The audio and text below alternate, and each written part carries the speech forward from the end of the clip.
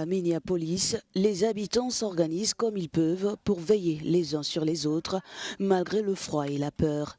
Nasro Hassan est somalienne. Elle fait partie des communautés directement visées par les politiques anti-immigration de Donald Trump.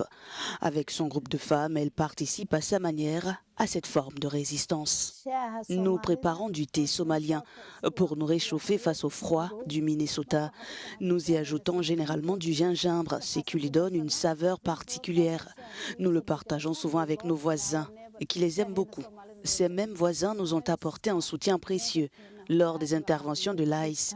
Ils ont été à nos côtés, sont venus nous protéger en retour. Nous leur offrons du thé et des sambousas.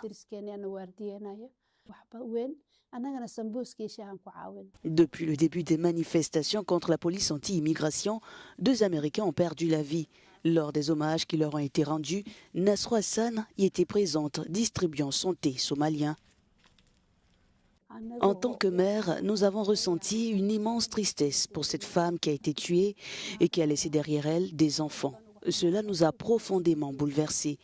Puis, il y a eu ce jeune homme, cet infirmier, victime à son tour d'une autre tragédie. Perdre ces personnes si précieuses nous a brisé le cœur.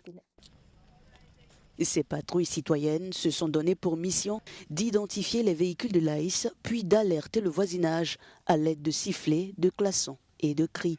Nasro Hassan a fini par s'y habituer.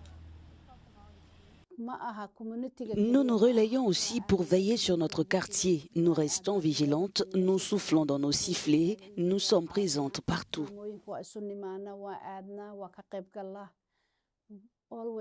Dans le quartier de Cedar Riverside, qui abrite la plus importante communauté somalienne de Minneapolis, l'organisation est similaire. Les femmes distribuent du thé aux veilleurs et poursuivent leur mobilisation face aux opérations des agents fédéraux.